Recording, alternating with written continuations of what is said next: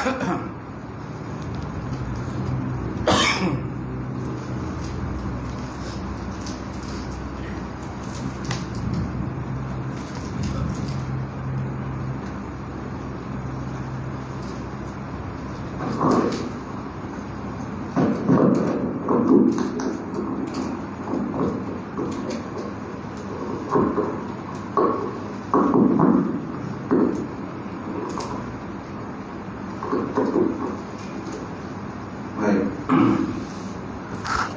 InsyaAllah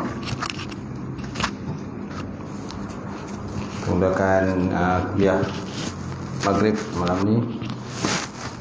Kita sama-sama membaca kitab Ila Hadratin Nabi Muhammadin Mustafa Rasulullah sallallahu alaihi wasallam wa ala kiram ashabi ridwan insyaallah. Al-Fatihah.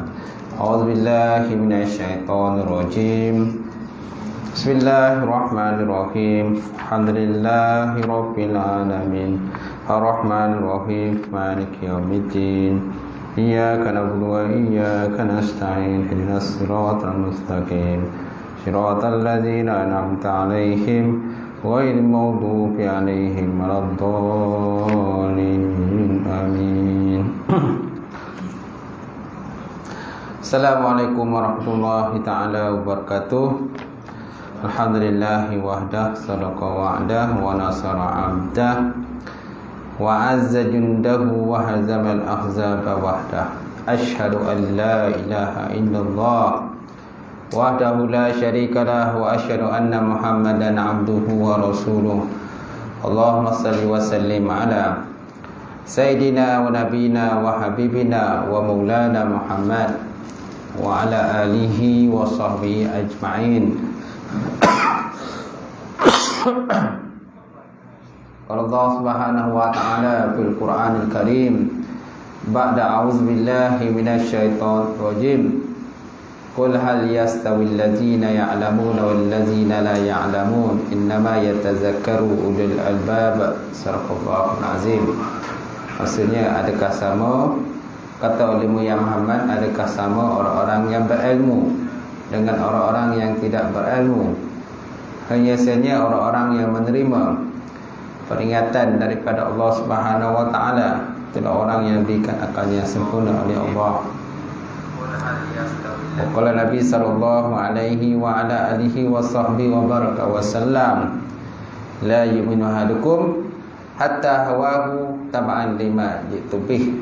Maksudnya, tidak sempurna iman salah seorang kamu sehingga hawa nafsunya akur ataupun cenderung kepada apa yang aku bawa, kata Rasulullah SAW.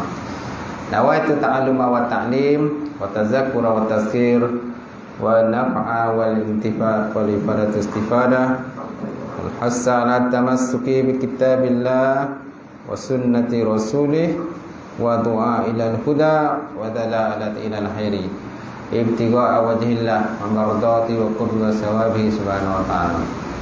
Yang mati semulakan Tuan Imam kita, semuanya semulakan Tuan Bilal, Jawatan Kuasa Surau, sidang jamaah muslimin yang dirahmati Allah. Alhamdulillah, kita panjatkan puji dan syukur kepada Allah Subhanahu wa taala kerana dengan izin Allah sekali lagi tuan-tuan, kita dipertemukan pada malam ini untuk kita menyambung sedikit lagi kuliah kita, pembahasan yang terdapat dalam kitab Hidayatul Hidayah yang dikarang oleh Imam Ghazali Ta'ala.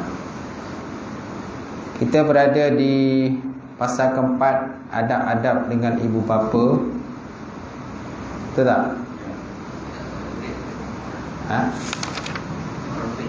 Seorang murid ulang fikir.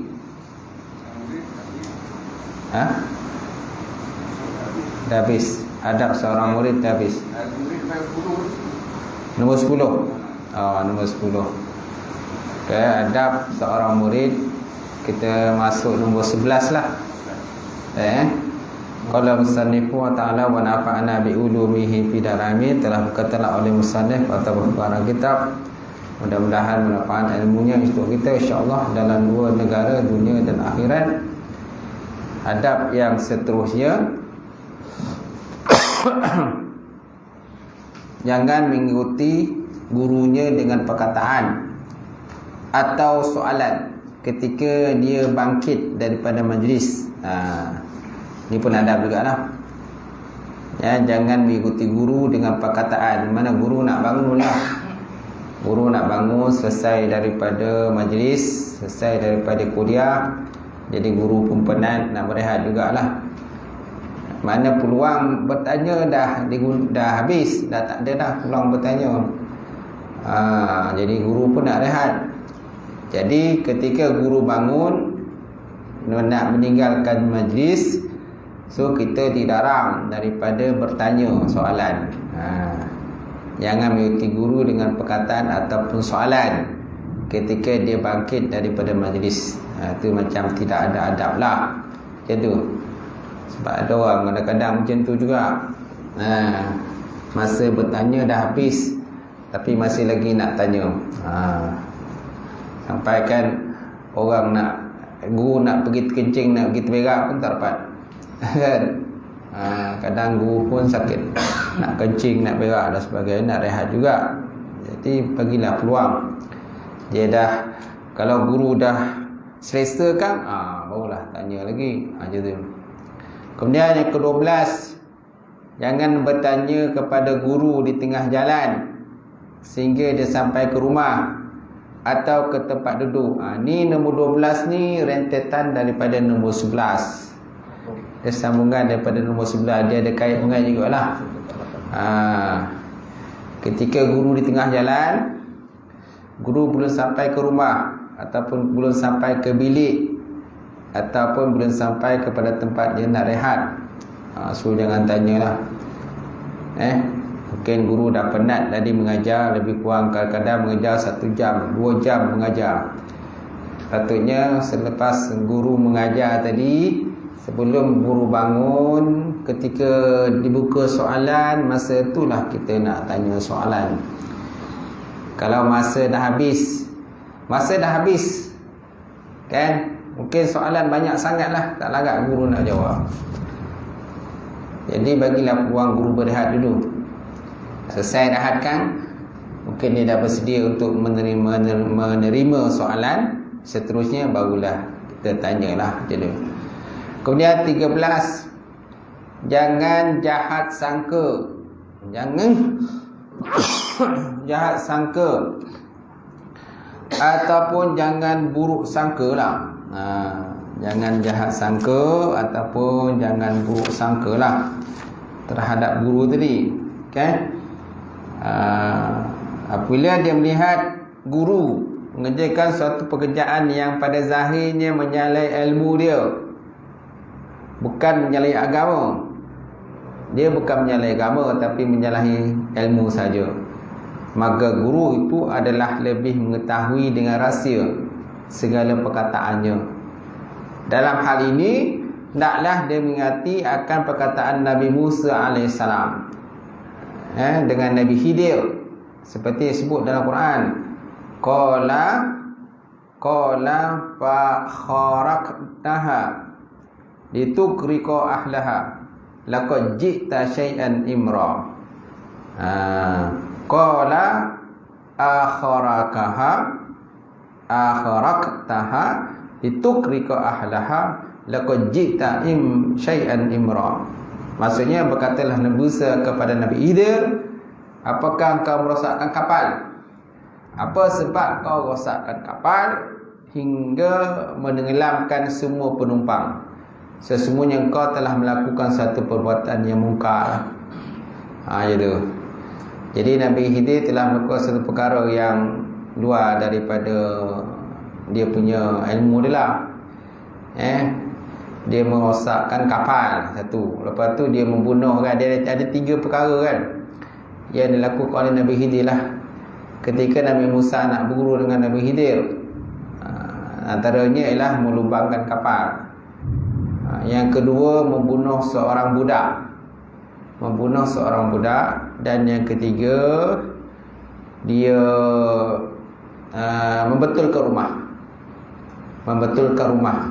kampung, satu buah kampung yang mana ahli kampung itu tidak menerima mereka sebagai tetamu. ahli kampung itu tak menerima mereka sebagai tetamu. Tetapi Nabi Khidir kan membetulkan satu rumah yang terdapat dalam kampung tersebut.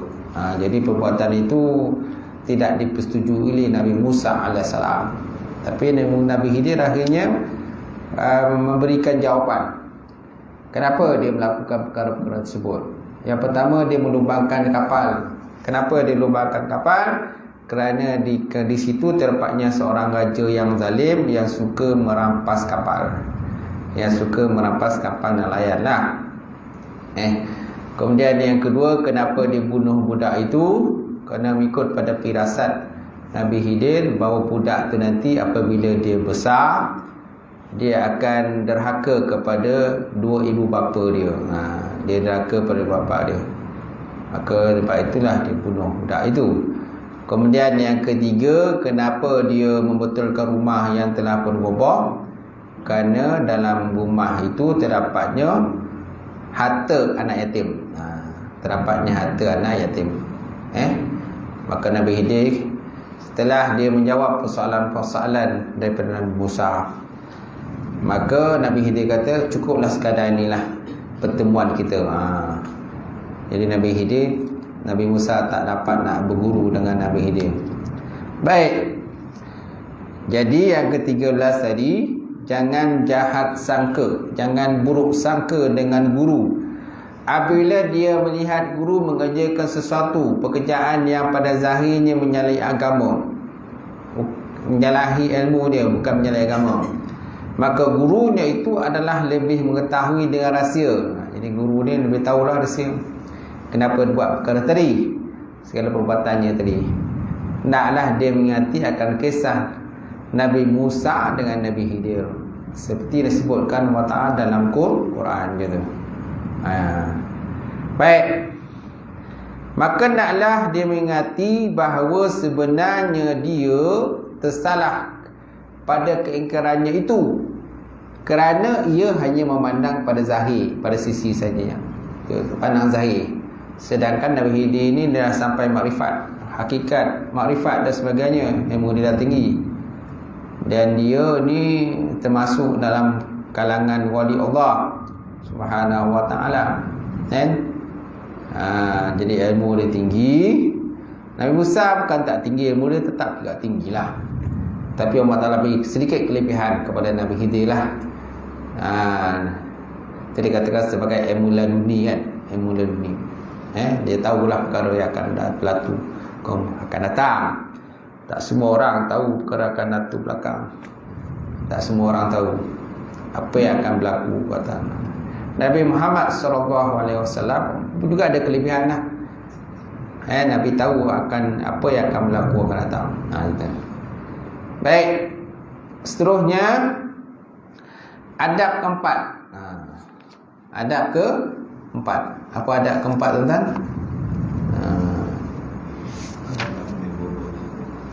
Okey. Adab dengan ibu bapa. Adab dengan ibu bapa. Ada adab seorang anak terhadap bapa ialah yang pertama, hendaklah dia mendengar dan mengikuti segala perkataan ibu bapa dia. Hendaklah dia mendengar dan mengikuti segala perkataan ibu bapa. Selagi mana perkataan tadi tidak bercanggah dengan Islam lah. Dia ada kait lah itu, tambahlah kait dia. Selama mana dia tidak bercanggah dengan Islam. Kalau perkataan tu bercanggah dengan Islam, tak perlulah taat lagi lah. Contohnya ibu bapa mengajak penyembahan kepada patung berhala kan, tak boleh lah taat lagi, walaupun tu buat apa kita. Tapi sebabkan dia sudah terkeluar akidah dia, tak perlu lagi kita ikut lagi. Selagi mana dia berpegang teguh dengan akidah dia, selagi itu wajiblah kepada ibu bapa anak-anak taat kepada arahan dan pesanan dan patuh kepada ibu bapa dia. Baik.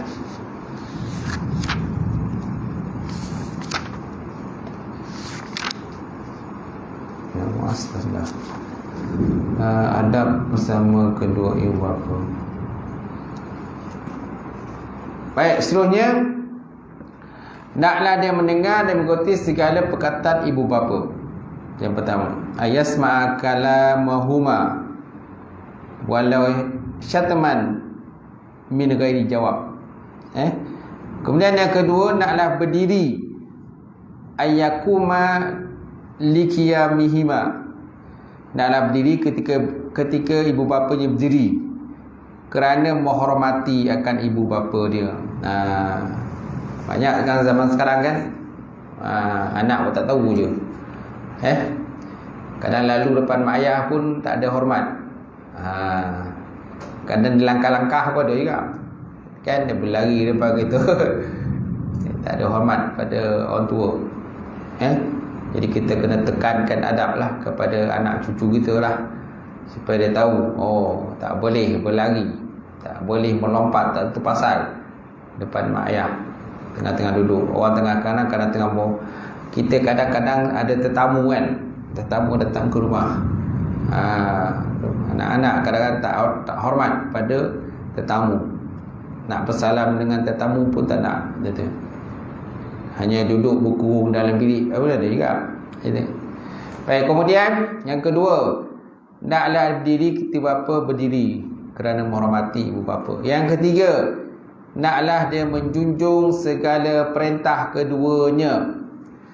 Ayyatamassala li amrihima. Kan? Naklah dia menjunjung tinggi akan perintah keduanya. Tak ada apa yang dia perintah ataupun salah seorang. Walau fi ma yadruhu iza lam yakun amruh fi ma'asiyatillah. Sekalipun perkara itu memudaratkan akan dia. Kecuali apabila perintah tadi berurusan dengan maksiat pada Allah, maka tak bolehlah. Walau fi ma yadruhu iza lam yumkin amru fi ma'siyatillah. Sekalipun benda itu memudaratkan akan dia, apabila tidak mungkinlah pekerjaan itu melakukan maksiat kepada Allah. Kalau seandainya tak bawa maksiat pada Allah, sekalipun benda itu boleh memberikan mudarat kepada anak, maka anak kena patuh jugalah. Dia kata anak juga kena patuh. Tersebut dalam syarahnya, as-salis ayyam tasila li amrihima fima ya'muru nahu aw ahduhuma walau fima yadruhu iza lam yakun amra fi maksiatillah. Bahawa dia menjunjung tinggi perintah keduanya ataupun salah seorang keduanya, sekalipun pada perkara yang memudaratkan akannya, apabila tidak adalah pekerjaan itu dalam urusan maksiat kepada Allah Subhanahu Wa Taala, gitu. Kemudian yang keempat, jangan ia berjalan di hadapan keduanya. La yamsi amamahuma ta'azuman alaihima bal yamsi biizahima al-khalfihima. Bahawa jangan dia berdiri berjalan di depan keduanya kerana membesarkan keduanya, tetapi naklah berjalan di sisi, dia kata. Naklah berjalan sebaris dengan mereka atau di belakang mereka. Bal yamsi biizahihima aw khalfihima. Tapi naklah berjalan di sisi ataupun berjalan di depan. Tetapi dia kata, maka jika dia berjalan di depan mereka kerana suatu perkara yang dikenaki, maka tidak salah. Tapi kalau dia berjalan juga di depan dua bapanya, berjalan dengan sesuatu urusan yang penting lah, untuk contohnya nak mengelakkan ibu bapa tadi terjatuh ke, ataupun terlanggar tiang ke, terlanggar lubang dan sebagainya, maka dia pergi berjalan di depan ibu bapa dia. Itu dibenarkanlah. Manakala sesuatu perkara penting, maka dibenarkan. Kalau bukan urusan penting, tak boleh. Dia kata fa'in masya amabuhuma li amri iqtidaihi hal fala ba'sa inahzin. Dia kata, maka jika dia berjalan di hadapan keduanya kerana sesuatu urusan yang dikenaki masa itu, Fala ba'sa hina izin, maka tiada mengapalah dia. Tiada mengapa berjalan di atas, di depan akan keduanya ibu bapa dia tadi. Gitu. Kemudian yang kelima, jangan dia mengangkat suara lebih tinggi daripada suara keduanya. Jangan diangkat suara lebih tinggi daripada suara keduanya, ataupun suara salah satu keduanya, kerana adab kepada keduanya. Adab dia lah. Jangan angkat suara lah. Kecuali kalau mungkin orang tua kita ni memang dia dah pekak. Dia punya telinga dah tak apa dengar. Kena cakap kuat sikit lah. Kena pokek sikit dia kata. Bukan makna kita pokek tu kita kurang ajar. Bukan makna kita tengking dia. Tapi disebabkan dia punya sound dia dah tak apa dengar. Pada kita itu kuat, tapi pada kita tak kuat. Pada dia tak kuat. Gitu kan ya. Bodoh kan? Tak dengar dia tu. Kan? Kita dah cakap kuat dah tu. Dah pokek dah cakap. Tak dengar dia kedua tu dah. Macam tu. Tu warna macam tu memang dibolehkan lah. Dibolehkan. Bukan makna kita tengking, bukan makna kita ada adab kita dengan dia. Macam tu. Baik, kemudian keenam, hendaklah ia memperkenalkan panggilan keduanya. Wajib memperkenalkan panggilan keduanya. Dengan dia kata na'am, ya, labaik, ya sayyidi, ya sayyidati, kan, wahai bapaku, wahai ibuku, betul tak? Bila mak ayah kita panggil, nyautlah. Ni kadang-kadang budak-budak zaman sekarang ponek bercakap kan, dono dia, pekak dia kan. Sebab apa? Mereka menghadap handset, main game, tak? Kan handset masing-masing salah satu, tak? Budak zaman sekarang handset kadang salah satu, masih sekolah lagi semua kena ada handset dah. Sebab apa? Kalau dulu kan pasal Covid itu, time Covid tu kan, tak nak terpaksa juga belikan handset untuk anak-anak kita. Kalau tidak kan dia berebut, dia beradik nak belajar online. Budak tu kita tengok budak zaman sekarang ni masing-masing ada handset masing-masing. Rentetan daripada belajar secara online gitu lah, sebabkan Covid kan. Masing-masing ada. Tu yang kadang-kadang bila kita panggil tu dia tak terdengar. Bonek kita panggil. Nak kena cubit, dah cubit baru dah menyaut. Selagi tak cubit tak menyaut. Baik. Kemudian yang ketujuh, naklah sentiasa menuntut keredaan keduanya. Nampak? Tuntut akan keredaan kedua. Ayyahrasa ayyuhafaza ala maradatihima fi ahwal wal aqwal. Naklah kita loba menuntut akan keredaan keduanya, sama ada segi perkataan ataupun ucapan ke, perkataan, perbuatan dan sebagainya. Kita tuntut keredaan mak bapak. Dan jangan kita cakap wala taqullahuma uff, kan. Perkataan uff pun tak boleh. Apalagi kalau cakap mak ayah kita dengan bahasa yang kasar. Dia kata mak ayah dia babi lah, anjing lah, kan ada macam tu. Terhaka pada mak ayah dia. Zaman sekarang kita tahulah, faham. Kemudian yang ke-9, ke-8, hendaklah dia bersikap tawadhu, ayyahfaza lahuma janahazul. Tawaduk dia, merendahkan diri dia. Kalau boleh dia sujud pada mak ayah, kena sujud. Tapi tak digalakkan kita sujud.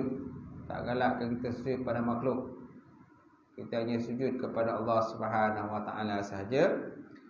Tapi kalau seandainya perlu sujud, kena sujudlah pada mak ayah. Kemudian jangan menyebut jasa je kepada keduanya. Jangan disebut segala jasa-jasa kita kepada mak ayah kita.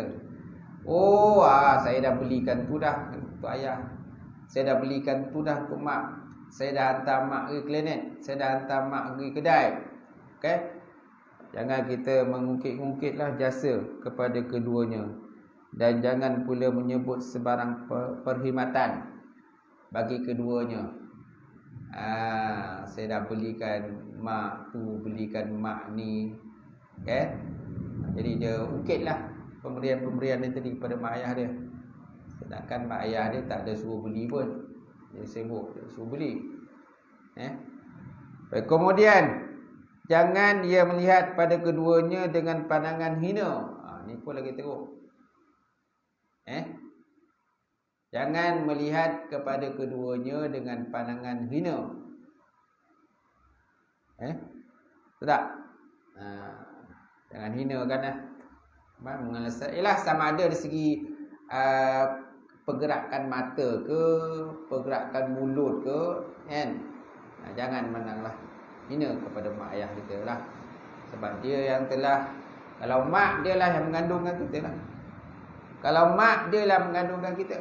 Kalau ayah dia lah yang nak usaha lah, cari duit kan, sediakan tempat tinggal kan, belikan tu, belikan ni, belikan keperluan pelajaran, buku-buku dan sebagainya. Sebabnya kita kena hormatlah. Dia lah yang mak ayah yang tak ada galang ganti dia. Jadi kalau tahniah tuan-tuan, kalau mak ayah tuan-tuan masih hidup, sempat lagi tuan-tuan nak buat baik dengan mak ayah tuan-tuan. Ada orang mak ayah dia dah lama dah meninggal, dah tak tahu dah tak boleh nak buat apa dah. Mak ayah dah tak ada, dia tak boleh nak buat bakti kepada mak ayah. Mak ayah dah tak ada. Orang yang mak ayah dia masih ada, masa ni lah sebenarnya peluang nak buat baik pada mak ayah. Baik, kemudian yang ke-11, jangan ia memasamkan mukanya di hadapan keduanya. Jangan masamkan muka. Ni pun sama juga, ada kaitan tadi nombor 10. Jangan masam muka, jangan bongi kan. Jangan muka seposin dengan mak ayah. Bila mak ayah contoh minta duit, mintalah duit sikit mak ayah, mak belanja duit tak ada dah, dah habis duit. Macam tu. Yalah, dah tak kerja, duit tak ada. Mintalah duit sikit mak ayah dengan anak-anak kan. Ada yang muncung kan, itulah kita muncung lah. Muncung kan, bila minta mak ayah minta duit muncungnya. Tak elok lah tu. Jangan buat lapangan macam tu kan. Patutnya kita berlumba-lumba lah nak buat kebaikan dengan mak ayah. Baik, kemudian yang ke-12, jangan ia musafir kecuali setelah mendapat izin daripada keduanya. Jangan dia pergi musafir, la yusafiru illa biiznihima. Maksud musafir ialah contohnya musafir jihad. Musafir nak berjihad pada jalan Allah Subhanahu Wa Taala, ataupun haji sunat, hajjul tatawu, ataupun ziarah anbiya wa awliya, ziarah para nabi dan juga para rasul, dan juga wali-wali Allah Subhanahu Wa Taala. Kemudian dan musafir lam taglab fihi salamah, dan musafir yang tiada sunyi daripada kesejahteraan untuk berniaga lah. Maksudnya musafir itu jauh, nak pergi musafir berniaga jauh, kemudian keselamatan pun mungkin tak terjamin nak pergi musafir. Itu sebaiknya kita minta izin lah pada mak ayah kita lah. Fa inna zalika yahrumu iza lam yakun bi izni aslu abun aw ummun wa in aliyan. Sebaiknya kita minta izin lah pada mak ayah kita kalau pergi jauh. Dan kita tinggalkanlah wasiat. Kalau nak musafir jauh, sebaiknya tinggalkan wasiat lah. Apalagi kalau ada, kita pun ada isteri, ada pula anak-anak tanggungan kita, kita nak pergi musafir, naklah minta izin dulu. Kalau mak ayah kita ada, pergilah jumpa mak ayah lah, nak pergi musafir jauh. Macam tu. Macam tadi contohnya musafir berjihad, kemudian haji tatawu, dan ziarah para awliya dan juga anbiya pun kita kena minta izin dengan mak ayah kita. Apalagi kalau keselamatan pula tidak terjamin lah kalau kita musafir. Jadi. Baik. Kemudian ada adab dengan seluruh manusia. Dan ketahui olehmu bahwasanya seluruh manusia selain daripada guru, murid dan bapa adalah terbagi kepada 3 penceraian. Ceraian pertama, orang yang kita tak kenal. Ceraian pertama ialah orang yang kita tak kenal. Yang kedua, sahabat karib. Sahabat karib kita. Yang ketiga, orang yang kita kenal. Kenal sahaja, tetapi bukan sahabat karib. Ada 3 kategori orang lah. Dalam kita bergaul ni, bercampur gaul dengan masyarakat ni tuan. So ada 3 golongan. Yang pertama, orang yang kita memang tak kenal. Apalagi kalau jarang jumpa. Ada juga kadang-kadang orang satu taman dengan kita, selalu jumpa tapi nama tak tahu. Kan? Selalu selisih kata. Kan? Tapi orang kita tak kenal. Angkat tangan tu baik, nasib baik dia angkat tangan. Ada kadang tak angkat tangan langsung tuan. Selisih boleh katakan setiap hari selisih.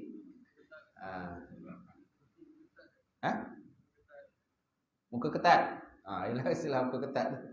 Kan? Dia juga macam tu. Selalu selisih, pagi kan selisih kan, petang kan selisih lagi. Tapi tak kenal orang kata. Selisihnya tu sebab masing-masing lah geto dah. Geto. Kan? Jadi walaupun kita selalu jumpa tapi tak kenal. Gitu. Kemudian yang kedua, sahabat karib. Sahabat karib memang orang ngam lah. Kita ngam dengan dia kan. Selalu kita borak, selalu kita bercakap. Jadi itu sahabat karib. Minum teh sama kan. Yang ketiga, orang yang kita kenal. Kenal saja tapi bukan sahabat karib. Ada juga kadang dia duduk satu taman dengan kita, dia kenal. Kita kenal lah macam tu. Tapi selalu tak adalah kita mengetir sama dengan dia, tak ada. Kenal macam tu lah. Oh, dia kenal ni lorong berapa, tahu lah. Rumah nombor berapa, lorong berapa, kenal. Kenal kan. Macam tu lah. Tapi tak kenal rapat lah macam tu. Tak geng lah itu. Kalau geng kan ada masa kan dia datang surau. Kalau dia datang surau tu geng lah. Kalau tak datang surau tu dia tak geng lah.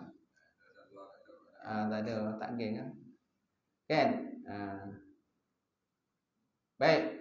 Kemudian ceraian pertama, ada orang yang tidak dikenal. Yang pertama, jangan engkau menyertai mereka dalam percakapan yang kosong. Dia kata.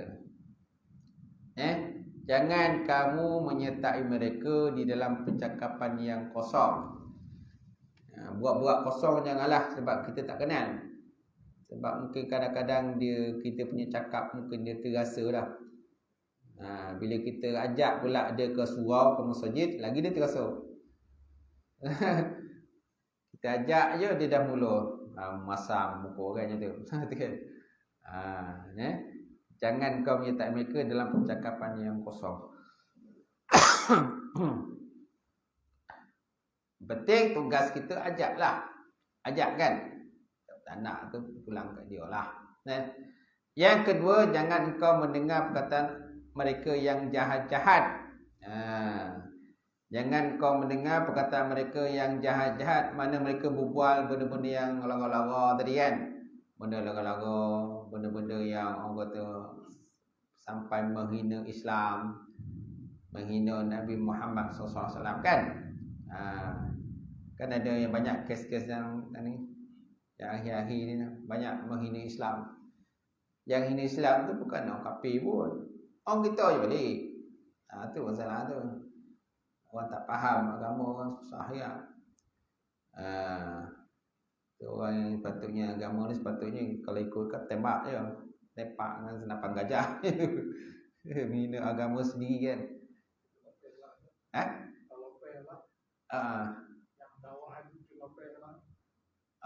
Yang kes malam hari tu. Yang menghina cara buka pakaian tu lah. Okey, dah lepas ke? Lepas. Yang berlalu itu. Jepang itu begitu. 20,000. Tapi Jawi tangkap kan? dakwa apa lepas itu kan. Lepas sampai dah lepas. Tapi Jawi dah tangkap semula kan? Jadi aku tak tahu lepas. Kan itu yang tangkap. Dia dah lepas tu, dah bayar denda.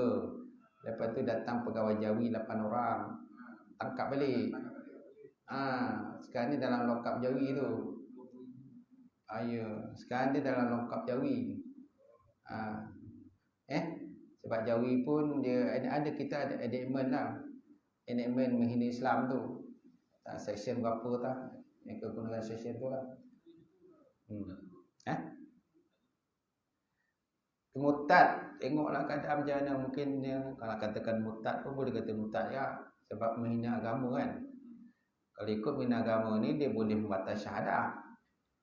Kerana ada beberapa perkara kan yang boleh membatas syahadah. Antaranya menghina agama sendiri kan. Menghina Allah Ta'ala, menghina Rasul kan. Dia kalau ikutkan dia murtad lah. Tapi yang nak mengesahkan murtad tu pihak berkuasa lah. Kita tak boleh nak mengesahkan. Yang ada kuasa, pihak berkuasa lah yang mengesahkan murtad atau murtad. Mungkin pihak berkuasa, mungkin Jawi dia bagi nasihat ke, kaunseling ke dulu dan sebagainya. Dia kena kaunseling dulu lah. Kan? Bagi nasihat dulu.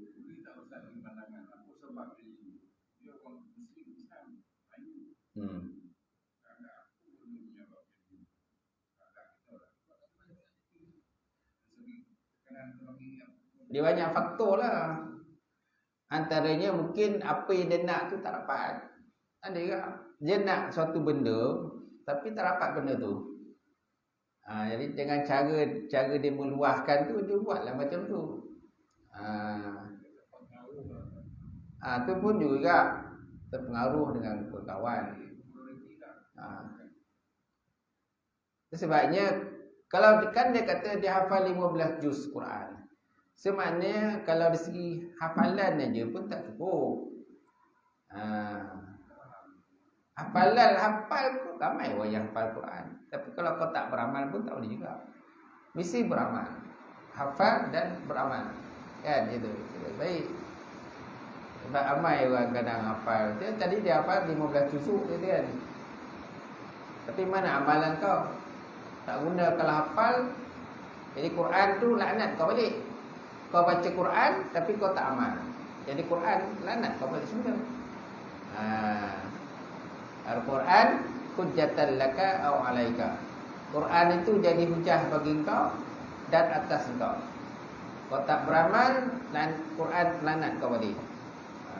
Dia kena faham tu. Kadang dia tahu hafal je. Orang kata dia hafal 15 juz kan. Aku hafal 15 juz. Lepas tu dia buka baju kan gitu. Ada juga kadang-kadang mereng pun ada juga. Ada masalah apa dia punya tu kan. Tekanan hidup pun juga banyak faktor lah. Itu sebabnya kena siasat dulu apa sebab dia buat macam tu. Kadang nak duit pun ada juga. Nak duit, nak populariti, nak popular pun ada juga.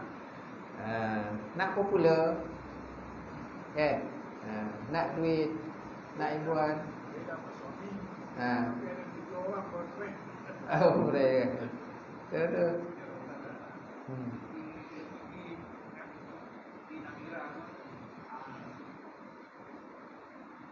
Amira. Nur Amira. Okey. Dah. Syam. Masuk belum? Sikit lagi. Baik, yang kedua, jangan kau mendengar perkataan mereka yang jahat-jahat. Benda yang jahat-jahat ni kita jangan dah. Kalau kita boleh tegur, tegurlah. Kalau rasa tak boleh tegur, janganlah duduk situ. Pergilah tempat lain. Macam tu.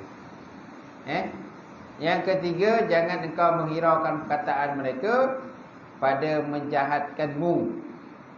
Jangan kau hirau perkataan mereka kalau mereka kutuk kita kan, caci maki kita dan sebagainya. Yang keempat, janganlah kau menghindarkan diri daripada banyak berjumpa dengan mereka atau banyak berhajat kepada mereka. Naklah kau hindarkan diri daripada banyak berjumpa dengan orang-orang yang kita tak kenal, atau banyak berhajat kepada mereka. Kemudian yang kelima, naklah kau memberi teguran dan nasihat terhadap pekerjaan mereka yang mungkar dengan cara yang lemah lembut, kalau mereka bersedia menerima perkataanmu. Ad-dinun nasihat, agama itu nasihat. Liman, untuk siapa? Lillahi wa li rasulihi wa li kitabihi wa li a'immatil muslimin wa ammatihim. Agama itu adalah nasihat. Untuk siapa? Untuk Allah, untuk Rasulnya, untuk kitab-kitabnya, dan untuk urusan orang Islam. Wa ammatihim. Itu agama kita, nasihatlah. Bila kita cerita bab agama, mana kita bagi nasihat. Kita bab agama bagi nasihat. Oh, ni benda ni boleh, ni haram, jangan buat. Kan? Benda ni boleh, halal, boleh makan. Kalau kata haram, jangan makan. Itu kita bagi nasihat pada orang. Judi adalah benda yang haram, kita ulah haram. Kalau nampak orang tu berjudi, tegaklah dia. Man ra'a minkum mungkaran. Kalau kita nampak satu mungkar, maka ubahlah dengan tangan. Fa in lam yastati' fa bi lisanihi, kalau tak mampu dengan lidah. Fa in lam yastati' fa bi qalbi, kalau tak mampu dengan hati. Wa zalika adhaful iman, itulah merupakan selemah-lemah iman. Yang paling lemah iman ialah teguh dengan hati je, tak redha dengan apa yang orang tu buatlah. Jadi kalau boleh kita lapor pihak berkuasa, laporlah pihak berkuasa. Itu. Kemudian yang ceraian kedua, adab dengan sahabat, kawan karib. Apabila engkau bersahabat, maka terlebih dahulu naklah memperhatikan dua perkara. Pertama, cara memilih sahabat. Yang kedua, cara menunaikan hak persahabatan.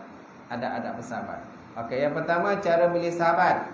Dalam memilih sahabat, naklah engkau memperhatikan syarat-syarat bersahabat. Maka jangan engkau bersahabat kecuali dengan orang yang layak untuk jadikan sahabat. Hal ini berdasarkan sabda Rasulullah SAW, Al-mar'u ala dini khalilihi, falyanzur ahadukum mayukhalilu. Seseorang itu mengikut agama ataupun cara hidup kawan dia, sahabat dia. Oleh itu naklah seorang kamu melihat lebih dahulu siapakah orang yang patut dijadikan sahabat. Siapa orang yang patut dijadikan sahabat? Yang patut ialah sahabat ni orang yang akhlak baiklah. Akhlak baik, cakap pun baik, sopan santun, tak meninggikan diri, tak sombong, tak ego. Itulah orang kita jadikan sahabat. Kalau kita bersahabat dengan orang sombong, kita menjadi sombong. Kalau kita bersahabat dengan ego, kita menjadi ego. Tak? Kalau kita bersahabat dengan orang bakhil, kita menjadi bakhil. Kita bakhil, kita menjadi kedekut. Sebab kita bersahabat dengan orang macam tu. So yang penting, pertama, orang yang kita nak bergaul ni, nak bersahabat, orang agama. Orang ada faham bab agama. Faham bab agama tu lah. Akhlak baik, tutur kata pun baik, cakap pun baik, kan? Masjid dan surau tak pernah tinggal, selalu hadir ke rumah Allah Subhanahu Wa Taala. Pengajian ilmu pun dia rajin hadir, datang dengar. Dan pemurah. Pemurah. Kalau kita minta bantuan dengan dia, cepat dia bagikan bantuan. Tak ada dia menung, kan? Kita minta bantuan dia menung gitu. Waktu tak boleh jadi sahabat tu lah.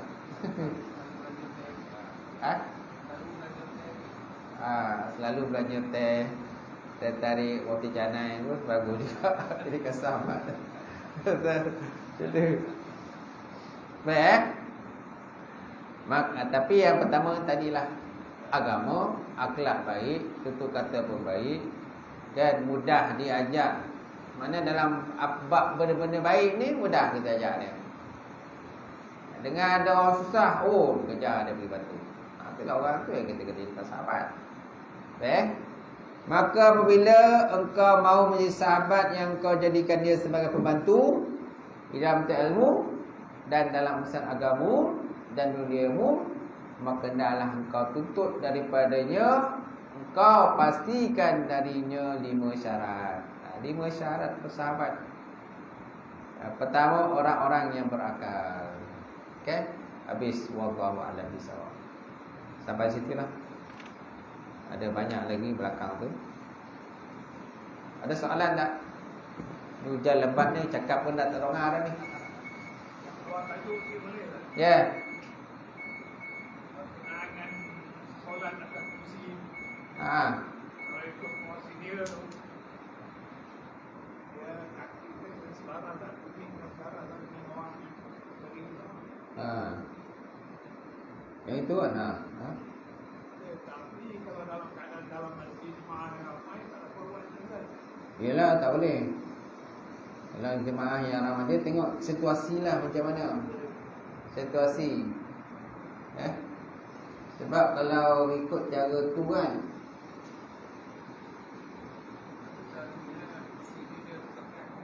kalau yang itu kursi kat belakang kan, kalau yang tu dia kursi kat belakang. Bila kursi kat belakang, dia akan mengganggu orang belakang. Mengganggu orang belakang. Sebabnya kita orang yang duduk kursi ni digalakkan duduk tepi. Tapi kadang tepi pun penuh.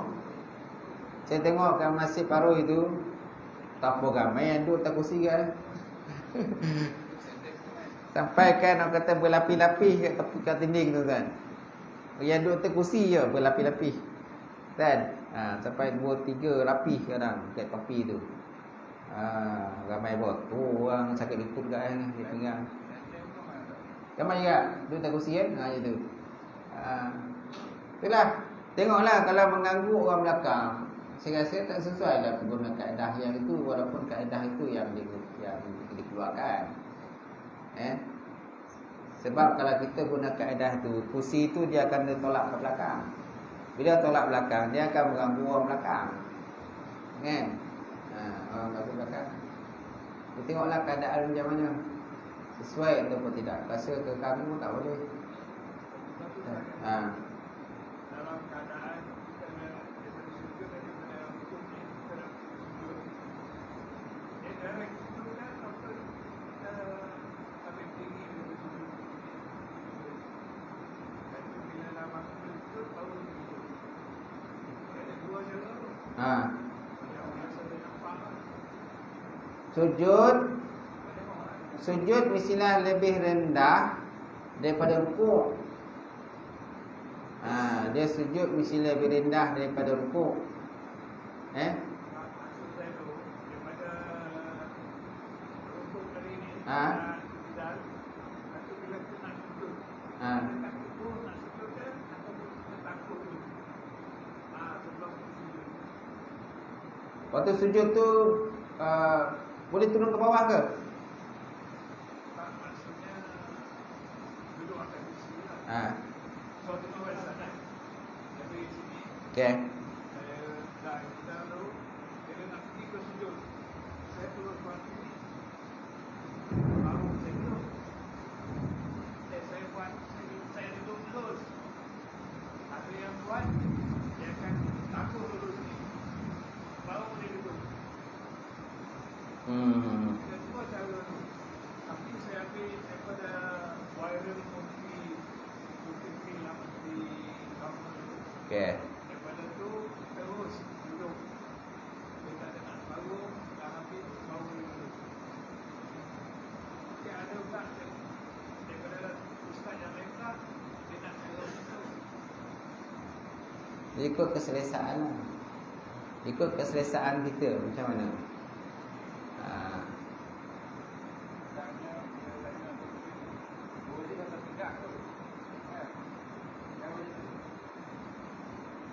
Sebab ada 2 jurang, kita tak tahu yang betul-betul. Tapi saya ambil yang satu ini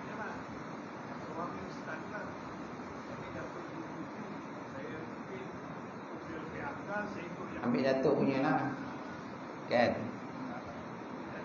Ambil datuk punya lah. Yang lebih afdal lagi datuk punya. Macam tu. Kalau ustaz kan, ustaz biasa je. Lebih biasa je.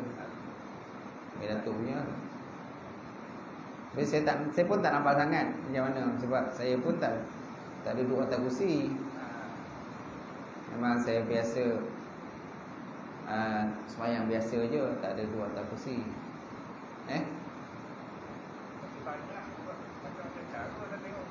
Yalah. Sebenarnya itulah ikut selesaan. Keselesaan kita tu macam mana. Yang penting dia punya sujud tu dia mesti lebih rendah. Sujud mesti lebih rendah daripada rukuk. Macam tu. Jangan sujud dengan rukuk sama paras. Sujud paras tu juga. Rukuk pun paras tu juga. Dia mesti bila kita dah i'tidal, dah bangun tu, lepas tu terus sama ada kita duduk, lepas tu condongkan. Tuan tadi duduk dulu kan? Lepas rukuk tu, lepas tu tuan duduk, lepas tu sujud.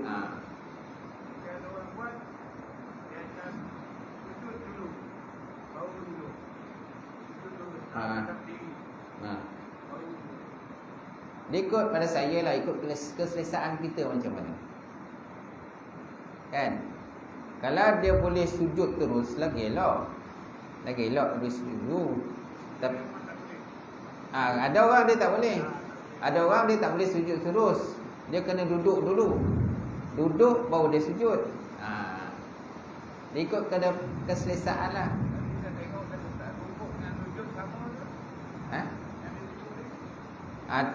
Sujud tu mesti lebih rendah. Sujud tu mesti lebih rendah daripada rukuk. Mesti lebih rendah. Boleh? Tapi apa pun membatalkan tidak kan? Macam mana? Membatalkan atau tidak solat? Tak batal. Solat tak batal. Dia sekarang ni ikut kepada keselesaan kita. Kan? Keselesaan kita yang macam mana. Yang penting mesti ada rukuk tu. Rukuk dengan sujud mesti ada perbezaan lah. Gitu. Mesti ada perbezaan. Okey. Ikut pada keselesaan tuan lah gitu. Mana yang suka. Dia benda tu dia tak boleh nak paksa. Paksa kita kan mungkin akan ada efek yang lain pula, kesan yang lain kan. Boleh? InsyaAllah. A'udzubillahi minasyaitonir rajim. Bismillahirrahmanirrahim. Alhamdulillahirabbil alamin. Wassalatu wassalamu ala rasulillah. Allahumma zidna ilman nafi'a wa yaqina as-sadiqa wa amalan mutaqabbala rizqan halalan mubarakatan katsiran. Wasyana fatanya alim nawlana qulubana bi nurin ma'rifataka wa rahmatika. Allahumma faqina fid din, Allahumma faqina fid din. Allahumma ja'al hadza tamam marhuma wa tafarraqana min ba'di tafarruqan ma'suma. Rabbana atina fid dunya hasanah wa fil akhirati hasanah wa qina adzabannar. Subhana rabbika rabbil izzati amma yasifun wa salamun alal mursalin. Alhamdulillah. Qaballallahu minkum.